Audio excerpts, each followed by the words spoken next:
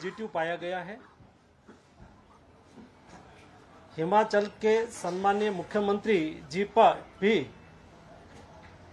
भारत जोड़ो यात्रा में गए थे, उसके बाद उसमें भी कोविड पॉजिटिव पाया गया और उसको देखते हुए राजस्थान में कोविड ना फैले, इस विषय के लिए आप कुछ कार्यवाही करिए। उसको देखते हुए मैंने मिनिस्ट्री में एक्सपर्ट लोगों की राय ली, बातचीत किया और उसके आधार पर मैंने भारत जोड़ो यात्रा के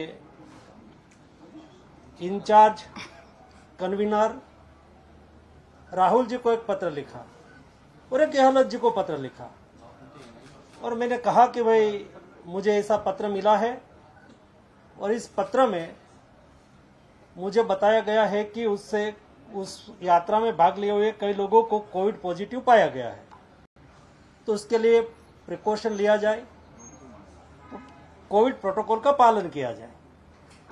लेकिन आज सुबह से मैं देख रहा हूं जिस तरह से मुझे कोट करके कोविड के संदर्भ में मुझे क्वेश्चंस कर रहे हैं, आपने ऐसी चिट्ठी नहीं लिखनी चाहिए, क्यों लिखा। मैं भारत सरकार का हेल्थ मिनिस्टर होने के नाते मेरा दायित्व है कि देश में कोविड ना फैले, देश के सभी नागरिक स्वस्थ रहे। लेकिन कोई खास फैमिली के प्रोटेक्शन में आके एक देश के हेल्थ मिनिस्टर अपना दायित्व अदा करता हो, कोविड प्रोटोकॉल का पालन करके कोविड ना फैले उसके लिए कोई मार्गदर्शक सूचना जारी करे, तो उसके खिलाफ भी प्रश्न उठाना मैं मानता हूं कि ये मेरे कर्तव्य निर्वहन करने के लिए बाधा रूप है। हम तो प्रधान सेवक की टीम के छोटे से मेंबर हैं, हम खास लोगों को कैसे क्वेश्चन पूछ सकते, यही उसकी मानसिकता हो तो उसका तो मेरे पास कोई जवाब नहीं है। लेकिन sir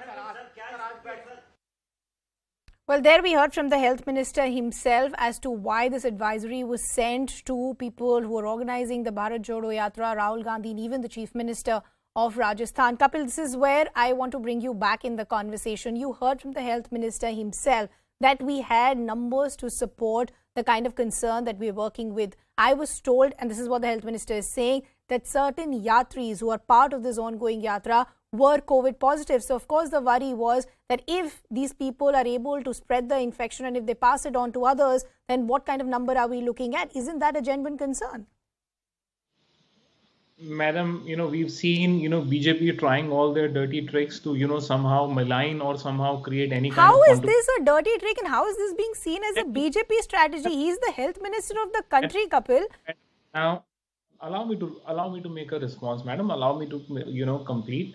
We saw a farmers' protest happen.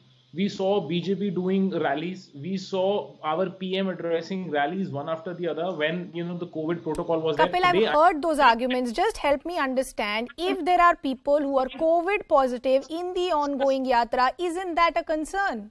Yes, of course, it's a concern and the concern should be addressed and it will be addressed. What I am trying to say here is that the government should come up with a guideline and those guidelines and the COVID protocols will be followed. And, that will be followed, across all party lines, across all kind of public gatherings, across, everywhere. So till then what happens? In that interim time, what happens? So let's say if there are 4 to 5 yatris who are positive today, will you wait till that number becomes 50 or will there be some sort of protocols that will be brought in already? That's what I'm trying to understand. No, I never said that. I never said that. All I am trying to say here is that you're trying to put how did the COVID spread? The COVID spread because, yes, there were some people positive and, the infection spread. And to contain, that spread, that's precisely why you need protocols, you need guidelines so that the general layman understand what he is supposed to do, what he is supposed not And to this do. is where I